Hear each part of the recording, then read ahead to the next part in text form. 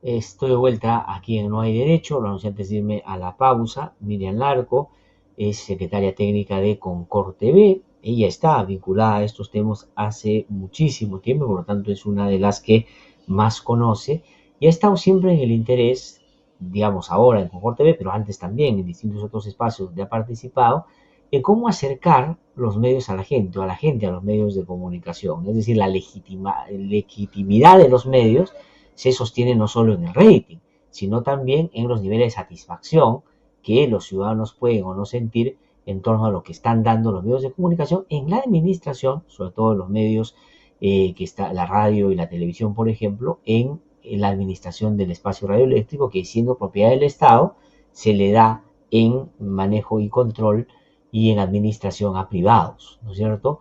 ¿Qué cosa es lo que está pasando ahí? ¿Cómo hacemos para que esta relación pueda ser democrática y saludable? Miriam, ¿qué tal? ¿Cómo está? Qué gusto saludarla. Muy buenos días. Muchísimas gracias por atendernos. Un gusto saludarte a ti, Glatzer. No, es un gusto para mí poder conversar esta mañana. Yo hacía un poquito la pregunta antes de irme a la pausa. Hace un par de días el presidente de la República ha dicho la prensa es un chiste y no ha querido responder a algunas preguntas que son de carácter público que debería él responder con claridad justamente para nosotros saber a qué nos atenemos en torno a lo que se le consulta. Y todos hemos salido y con razón a defender a los medios de comunicación por más que no nos guste. Yo tengo seria discrepancia con muchos, ¿no es cierto? Hay que respetarlos en una sociedad democrática y más un presidente.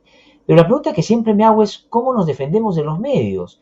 Yo ayer veía, por ejemplo, a la ex ministra de Cultura, la señora Giselle Ortiz, diciendo que ha mandado varias cartas de notariales a programas de televisión, a algunos canales, porque le han acusado de terrorista para arriba. No, la señora Flor Pablo el otro día porque la han acusado de corrupta abiertamente, o sea, diciéndole, usted ha generado actos de corrupción. Y podría, el otro día, a Raida Kondo, una figura emblemática de la lucha contra la impunidad en nuestro país, comillas, la confunden con una terrorista, que la verdad es bien difícil que alguien que trabaje en un medio no sepa quién es Raida Kondo. Entonces la pregunta que quiero hacer antes de entrar a los casos, o lo cual quiero preguntar también es, ¿cuáles son los mecanismos para defendernos de los medios? Es decir, ¿cómo yo ciudadano hago para que si un medio de comunicación, ya no voy a decir no solo no me represente en términos del debate que propone, sino si me afecta directamente, puedo hacer para poder emprender por lo menos y ojalá satisfactoriamente una corrección, ¿no? Porque los medios tienen que autorregularse, esa es la idea, esa es la vía primera que hay que seguir. Así es, así es. Nosotros tenemos regulado este proceso desde la ley de radio y televisión. Se supone que cuando una persona escucha una información no debida, que incumple el código de ética, porque el código de ética recoge muchos principios como el respeto a la dignidad de la persona, la veracidad de la información, ¿no? El honor, la buena reputación, todas estas cosas, o el horario familiar. Se supone que la persona tiene el derecho de presentar una queja ante el propio medio de comunicación. Entonces, el medio de comunicación, según la última disposición dada desde el 2018, debe dar un número de registro, debe tener una persona o un consejo para poder recibir la queja, pero un plazo de 35 días contada la notificación para que pueda dar una respuesta a esta queja. No tenemos que esperar un año y 2 años, no. Es un proceso, como tú bien lo has dicho, de autorregulación, que es ser rápido y eficiente. 35 días. Si el medio de comunicación, radio, televisión, no te responde en ese tiempo, no te recibe la queja, no te pone el número de registro de la queja o lo que te responde no te satisface, el Ministerio de Transportes y Comunicaciones es la entidad encargada de recibir tu denuncia. Es decir, si la queja no funciona, pasados los 35 días, tú presentas una denuncia ante el Ministerio de Transportes y Comunicaciones por incumplimiento del código de ética, por incumplimiento del horario familiar, si fuera el caso, y esto representaría, de ser el caso, una infracción grave. Uh Es -huh. claro advertir a la población que si nosotros presentamos una denuncia y la denuncia se declara fundada ante el Ministerio de Transportes y Comunicaciones, dos denuncias en el mismo canal sobre el mismo programa, implica una infracción muy grave y estaría en la potestad del Ministerio de Transportes y Comunicaciones ver la posibilidad de no renovar la licencia o suspender la licencia si sí lo corresponde. Ujú. Ahora, Miriam, y si es que, como está sucediendo, algunos medios de comunicación de manera reiterada insisten en estas malas prácticas y finalmente no solo vemos que los periodistas siguen operando ahí, sino que el medio no le pasa absolutamente nada, desde el trabajo que ustedes tienen, ¿qué cosa es lo que está fallando?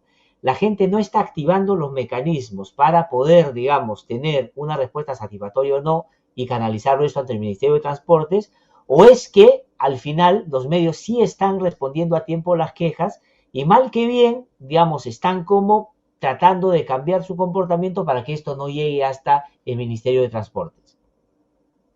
Son muchas cosas. Por un lado, hay poca información de la ciudadanía. Como tú bien has dicho, presentan cartas notariales, escriben por Twitter, por Facebook. Hay muchas quejas por distintos instrumentos que no son los que corresponden de acuerdo a ley. De acuerdo a ley, hay que presentar un correo electrónico, hacer una llamada o de rellenar un formulario, pero exigir al medio el registro. Con el registro se puede hacer el seguimiento de la queja. Pero por más que eso, por ejemplo, tú decías, presentar un correo electrónico.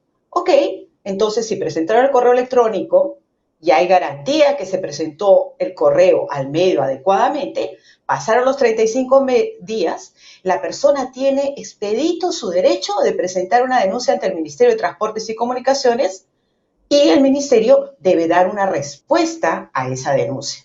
Entonces, por ahí hay que informar a la población sobre su derecho a queja y a denuncia. ¿Qué ha pasado en el tiempo? En el tiempo ha pasado, número uno, la falta de información que te estamos diciendo, una autorregulación que no ha funcionado. Creo que ahí tenemos además la sentencia del Tribunal Constitucional que te dice que la potestad de iniciar un proceso ante el incumplimiento o ante la violación de un derecho puede ser desde una instancia pública o privada.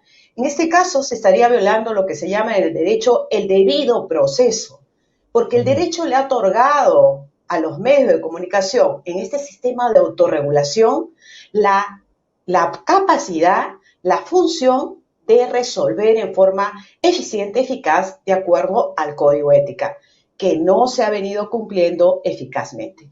Entonces, el año pasado el Ministerio de Transportes y Comunicaciones volvió a reiterar la necesidad del cumplimiento de un código ética y además incrementó el cumplimiento muy en la línea de políticas públicas como la no violencia contra la mujer en el tratamiento informativo, los derechos de los niños, la lengua de señas, todas estas cosas que es una obligación incorporarlas en los medios de comunicación.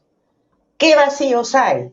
El problema es que todavía la ciudadanía no conoce el proceso, pero también es una carga muy grande para la ciudadanía darles la posibilidad simplemente de quejarse y denunciar. Hay ciertos temas que deberían, yo creo, ser de oficio. Por ejemplo, caso de niñez, el caso de violencia extrema debería ser un tema de oficio de la entidad, por ejemplo, el Ministerio de la Mujer y Poblaciones Vulnerables, la Defensoría y el propio Ministerio de Transportes y Comunicaciones deberían abrir la posibilidad de denuncias de oficio o crear una instancia intermedia entre el ciudadano y los medios de comunicación, como es OCITEL, Indecopi, donde la ciudadanía lo único que hace es presentar la denuncia o la queja y es la entidad la que reconoce este derecho y lo defiende, porque es mucha carga para la ciudadanía hacer un Los medios de seguimiento. comunicación, Miriam, o los medios de comunicación deberían, de cara al cumplimiento de sus códigos de ética, los propios o los tomados del ministerio, generar el mecanismo como hay en algunos otros países, como el ombudsman del lector, del oyente, ¿no es cierto?, para que este intermedie. Hemos visto, y hay un caso muy concreto que está vinculado además a una persona tan importante como Mario Vargas Llosa, en un artículo que escribe en El País, donde cita una cosa que no era verdad.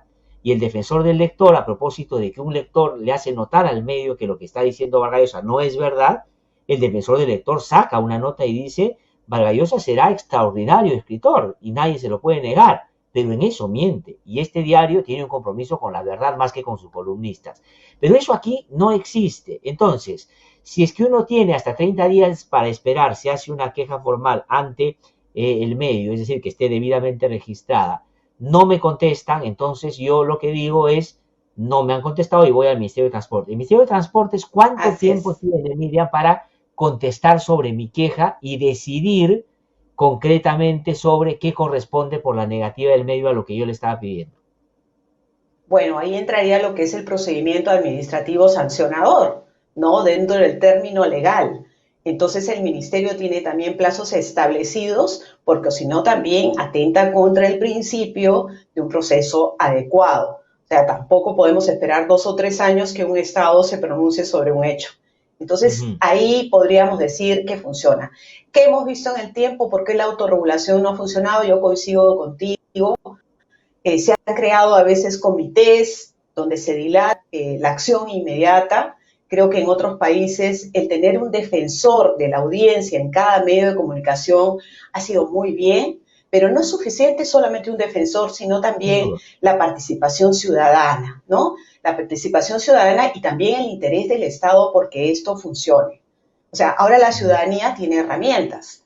Por ejemplo, número de registro. Nosotros antes no podíamos siquiera saber cuántas quejas hay, porque no sabíamos la forma, la ley no lo preveía, de pedir al medio cuántas quejas ha recibido en el tiempo. Con el número de registros podríamos estar subsanando la situación, ¿no? Pero todavía es un procedimiento que tiene que perfeccionarse tiempo a tiempo. Tenemos que recordar a la ciudadanía que frente a los medios de comunicación tenemos derechos. A veces la gente dice la libertad de información y expresión es el derecho de los medios. No, señores, la libertad de información y expresión es el derecho de todos nosotros.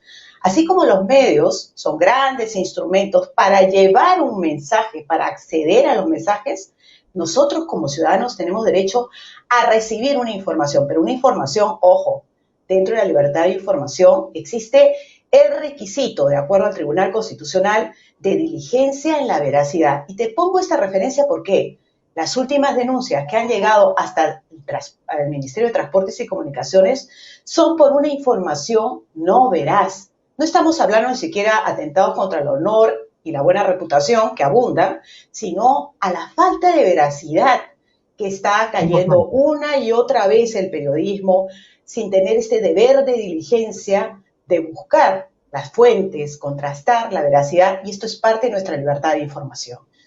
Ahora, Miriam, cuando usted dice los casos que han llegado al Ministerio de Transportes, ¿a cuánto se refiere? Y es bueno saber que hay casos que han llegado sobre asuntos que no están vinculados a lo que uno entiende es la primera afectación de los medios a la persona individualmente en su dignidad, por ejemplo, ¿no? Sino más bien son esta lógica de que no me siento identificado con el medio porque la información que está dando no es verdad o es falsa, ¿no? ¿Cómo se puede reclamar ante un medio eso? Porque claro, si a mí me difama, yo puedo ir por la vía penal y puedo ir por la vía, digamos, de la reclamación con registro para que llegue hasta el Ministerio de Transportes. Pero cuando no es una cosa que me afecte a mí solamente, pero que afecte a la colectividad. Por ejemplo, si hay un medio de comunicación que dice no se vacunen porque la vacuna mata, eso es falso. Y por lo tanto, yo igual me Claro. voy a vacunar, pero hay gente que puede creerle al medio y no vacunarse porque ha escuchado en el medio. ¿Cómo yo me quejo de eso si no es directamente a mí que me está afectando en términos personales, sino a mucha gente? ¿Eso es posible, es viable, está contemplado? Por supuesto que es viable, porque recuerda que nosotros tenemos también límites a la libertad de información. En el caso, por ejemplo, de salud, como tú dices, es uno de los límites a la libertad de información, la salud, ¿no? El derecho a los otros. Y cualquier persona con legítimo interés puede presentar su denuncia. Yo, ciudadano, al recibir una mala información, me afecta como parte de una sociedad. Porque recuerda también que dentro del Tribunal Constitucional el ejercicio de la libertad de información no es un ejercicio subjetivo, sino también colectivo, que alcanza la colectividad. Por lo tanto, cualquiera de nosotros tiene un legítimo interés de defensa de una sociedad.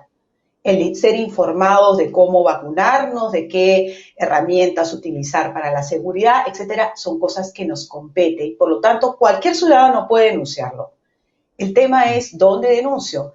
En el tema de radio y televisión está clarísimo el mecanismo de queja. Prensa escrita también tiene todo un mecanismo de queja que pasa por la rectificación o el consejo de la prensa o el propio defensor en el caso que exista en el medio. El problema y el gran vacío que tenemos ahora es el Internet, no las Sí. plataformas digitales donde denunciamos. Ese es el Ahora voy a gran entrar a problema. eso, ahora voy a entrar a eso, Miriam, por además casos recientes que se han producido ahí, donde de manera explícita y flagrante, digamos, se difunden discursos de discriminación y odio que no están contemplados en los discursos protegidos de la libertad de expresión. Pero quiero quedarme un ratito aquí todavía porque está mucha gente preguntando algunas cosas que no quiero dejar pasar, ¿no? Esto que usted bien dice, es decir, lo que me afecta a mí en términos directos, por supuesto, es objeto de reclamación, pero lo que es el bien común, ¿no es cierto? Los temas de interés público también me afectan y cualquier persona puede reclamar en torno a ellos. Pero cuando uno ve que un medio de comunicación, porque ustedes deben haber escuchado este razonamiento, ¿no? Oye, pero hay tal canal de televisión, por ejemplo, Willax, sistemáticamente hace esto, ¿cómo puede ser posible que siga operando y no le cierran el canal? Es decir, la reincidencia de un medio no es porque se advierte de que está reincidiendo, sino que se ha documentado debidamente la reincidencia en el canal correspondiente para que se pueda tramitar la sanción, ¿no es cierto? Si no, formalmente no Así existe el es. reclamo, salvo la indignación que por supuesto creo yo ya se expresa en varios espacios. Así es. O sea, tú presentas la queja. Si el ministerio no funciona, vas al Ministerio de Transporte, esa misma queja ante ese mismo programa por la misma situación, voy al Ministerio de Transportes y Comunicaciones, más de una queja. Por ejemplo, puede ser con el mismo conductor, varias personas, pongamos, más de una queja en 2 años, que ha sido fundada por el Ministerio de Transportes y Comunicaciones, eleva la infracción a una infracción muy grave y queda en la potestad del órgano de control si le renueva o no le renueva la licencia, si lo suspenden o no, pero ya es una medida que es de la potestad del Ministerio de Transporte y Comunicaciones, pero que está contemplada en la ley. Otra cosa Ya. también que tenemos que aclarar, procesos de difamación que atentan contra el honor y la buena reputación, la propia ley de radio y televisión te dice que no se resuelve por mecanismos de autorregulación, sino se abre la posibilidad de hacer propio poder judicial, ¿no? Donde está la figura de la difamación. No se ve por Exacto. incumplimiento de la ley de radio y televisión. Sí, Sin duda, no, porque los niveles de afectación a la dignidad y al honor que no pasen por la discriminación, la calumnia, etcétera, se transmitan por esta vía. Pero lo otro, uno está habilitado a ir a la vía penal. O sea, a mí en lo personal me ha por pasado en algún supuesto. contexto que yo he denunciado un caso ante el sistema de justicia, inclusive en algún caso hemos ganado los casos porque evidentemente se ha probado que ha habido ahí, digamos, dolo, alevosía, premeditación para tratar de desacreditar, digamos, el honor de una persona.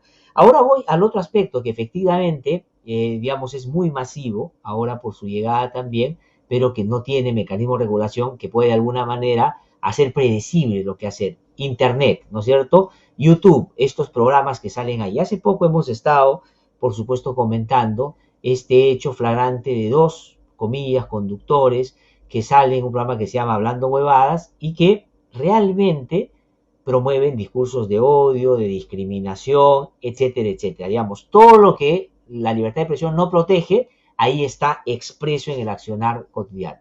Y luego de ser señalados públicamente, ¿no es cierto?, y cuestionados, salen y dicen, bueno, nos disculpamos, qué pena que esto haya pasado, y en fin, y regresan a lo mismo. Entonces uno dice, ¿para qué sirve? O sea, si el asunto es simplemente hacer, decir lo que te da la gana, y cuando te lo hacen notar, salir un ratito y decir disculpa y volver a las mismas, entonces, ¿cuál es el sentido? ¿Qué se hace, Miriam, en ese caso? ¿Cuál es el vacío? ¿Cómo se llena? ¿Qué se puede hacer? Bueno, no existe una regulación específica en Internet. Lo que pasa es que nuestro país está un poco atrasado en la visión de los medios de comunicación. O sea, ya no solamente se habla internacionalmente de radio, televisión, Internet, se habla de servicios de comunicación audiovisual. Entonces, en el mundo ya se hablan de regulaciones que incluyen también las plataformas digitales. Ese es un trayecto que todavía nos falta recorrer. Creo que todavía nos falta trabajar y poner el punto de agenda en el Congreso para una ley, una nueva ley de medios audiovisuales en general, ¿no? Que incluya esta posibilidad de regulación de contenidos. Lo que pasa es que a veces la gente dice regulación de contenidos, censura. Eso no es censura. La censura es revisar previamente los contenidos. No se quiere una cosa así, tenemos claridad en eso como país. Lo que se quiere es ante el cumplimiento de la ley, pues que los medios reciban su sanción. ¿ok? Eso es lo que se quiere y se reciba su sanción desde diversos tipos de medios, prensa, escrita, radio, televisión, mensajes publicitarios también. Ahora, tenemos expedita la vía siempre legal ante el Poder Judicial, ante casos, por ejemplo, que atenten contra las personas, contra la discriminación, contra el odio. Eso sí está expedito, porque son límites a la libertad de información. O sea, no significa que si se pasa por una plataforma digital existe totalmente impunidad. También había un cuestionamiento sobre el uso de humor, Glatzer. O sea, mucha gente cree que el humor se permite todo. O sea, a través del humor yo puedo discriminar, a través del humor yo puedo denigrar a la mujer. Y eso no es verdad. Toda la libertad de expresión tiene sus límites y nosotros hemos firmado tratados internacionales que te dicen no a la discriminación por razón de raza, por razón de sexo. Dignidad de la persona es el primer artículo de nuestra Constitución y hay que defenderlo. Entonces, vale un humor, pero un humor con respeto, con límites. Y cuando vivimos una sociedad con tanta violencia y discriminación, el humor es una forma de transmitir una información sin filtro, ¿no? Donde Exacto. entra y nos reímos porque existen además creencias terribles, donde a través del humor nos reímos, pero el humor peruano es un humor terrible, es un humor violento, sexista, discriminador, y es algo también que tenemos que pensar. Por eso se habla de la alfabetización mediática. De nada nos vale a nosotros seguir presentando reglas, leyes, cuando no educamos a la ciudadanía en un pensamiento crítico, una reflexión, un conocimiento de sus derechos, derecho a reclamar, derecho a respetar al otro, son cosas básicas. Y vuelvo a decir, reconocer que esta libertad de información y expresión son nuestros derechos y tenemos que defenderlo también. Claro, Sí, claro. Y ahí usted decía hace un rato algo que es fundamental, ¿no? Esto no es de subjetivo, esto no es de administración discrecional, no es que ellos te lo dan cuando a ellos les parece, es un derecho que hay que exigir porque además ellos están sometidos a marcos no solo institucionales, legales, nacionales e internacionales para el cumplimiento de aquello. Y efectivamente en torno al humor, a nosotros nos ha tocado desde el IDL litigar un caso, por ejemplo, vinculado a la paisana Jacinta, que es verdad, son casos difíciles de discutir porque hay que buscar cuál es el límite y es muy difícil cuando se da libertad de expresión. Pero ahí la sala, que digamos ratifica en segunda instancia esto, plantea las cosas, me parece, en los términos razonables, que es cuando la consecuencia tiene que ver con afectación de derechos concretos y promueve discurso de discriminación y odio, no se puede permitir, ¿no? Porque ahí lo que pasaba era que, por ejemplo, se le hacía bullying a las niñas en el colegio diciéndole tu mamá es la paisana Jacinta, tú eres la paisana Jacinta, y generaban sometidas a así es. actos y vejámenes permanentes, ¿no? Entonces, es bien importante que eso se pueda producir también. Una última pregunta, Miriam, agradeciéndole muchísimo por esta conversación que siempre es bien útil y vamos a tratar de hacerla cada cierto tiempo porque hay que ir actualizando a la gente. Es decir, no podemos nosotros Así estar es. bajo la lógica simplemente de quejarnos y claro, hay que hacerlo. Yo permanentemente aquí hablo de cómo se comportan los medios, pero hay que tramitar formalmente y canalizar las denuncias, ¿no? O sea, es decir, uno tiene que activar los mecanismos que están ahí. La pregunta es, ¿en qué momento estamos, por ejemplo, para discutir ya algunos aspectos que se han visto en la última campaña electoral? Autorregulación es una. Usted ha dicho claramente eso no está funcionando bien. En parte porque los medios se han mal acostumbrado y en parte porque la gente no está haciendo lo suyo para hacer que funcione mejor. Pero por otro lado hay dos otros temas. Otro tiene que ver con la concentración de medios, que es muy peligroso también para la libertad de expresión. Y la otra es el espacio radioeléctrico, es decir, bajo qué criterio, cuando se tenga que renovar esto, la administración de los mismos, se va a discutir. Porque claro, cuando el Así es. presidente sale y dice los medios son un chiste, la gente lo cuestiona. Pero yo sí puedo decir que el papel que han cumplido los medios es más que un chiste, ha sido vergonzoso en los últimos tiempos.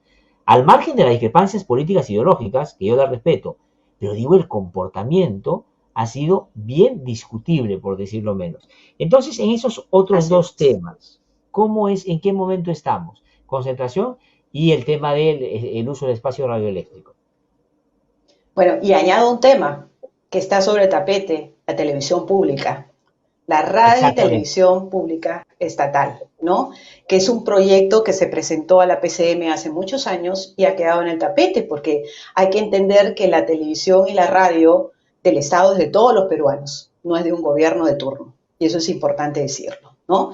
El espectro radioeléctrico que tiene que pasar por un concurso público abierto, que también hay que cuestionar la subasta en los concursos públicos, porque tú sabes que tenemos tres finalidades en la radio y televisión: educativa, comercial y comunitaria. Y los concursos públicos deben adecuarse a los fines y no al mayor postor.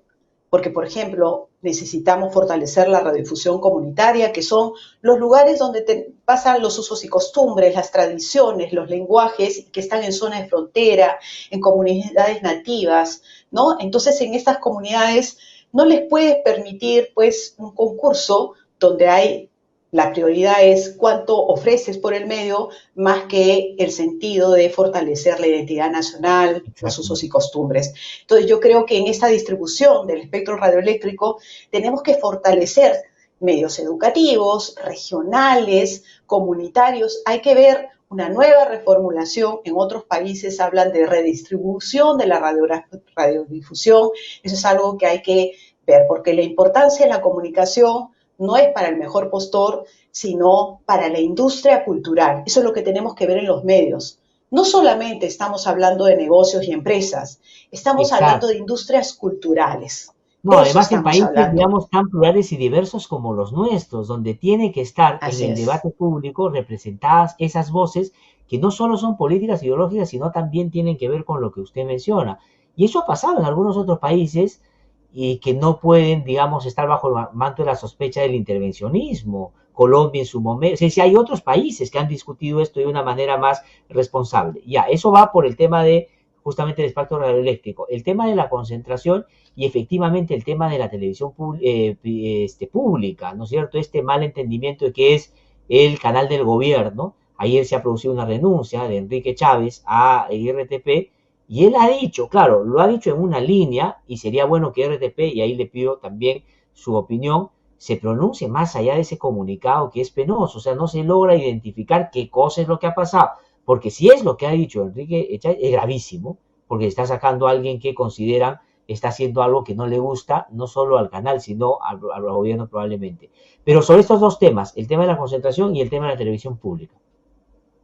Bueno, la televisión pública pasa por muchos puntos. Por ejemplo, mantener un consejo independiente, un consejo realmente informado sobre el tema de los contenidos, el ejercicio de la libertad de información, que pueda aconsejar al Estado, a los representantes del Estado, el contenido adecuado a una televisión que es de todos los peruanos y para todos los peruanos. ¿No? Ver el tema de presupuesto, porque es importante tener una televisión estatal, pública, ¿no? Con buena programación, que pueda competir con los otros programas, pero no para el rating, sino para el tema de calidad y buena información. ¿No? De eso también, una excelente información, porque el medio público debe ser un medio que realmente cumpla con una información veraz, además una información que sea de interés público, que no significa interés público aquello que le interesa a la gente, sino aquello que realmente ayude al bien común. Entonces se presentó un anteproyecto, como te digo, es la PCM la encargada de sacar adelante esta ley de radio y televisión estatal, que es una ley pendiente. Es una ley que se necesita para poner claridad sobre lo que esperamos como peruanos en la televisión pública y eso está ahí pendiente. Como te digo, es la PCM que debería presentar el proyecto ahora ante el Congreso para ver los alcances de la televisión estatal y que esto se sostenga en el tiempo.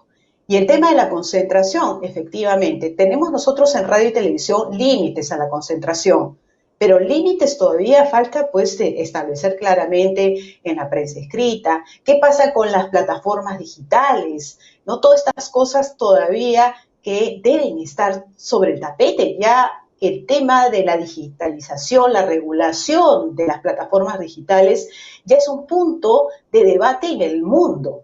Y Así acá en el es, Perú todavía ni lo tocamos, ¿no? Y ahí estamos viendo exactamente. cómo empresas deciden la información que nos dan, utilizan algoritmos que muchas veces nos condenan a determinada información, al consumo exagerado.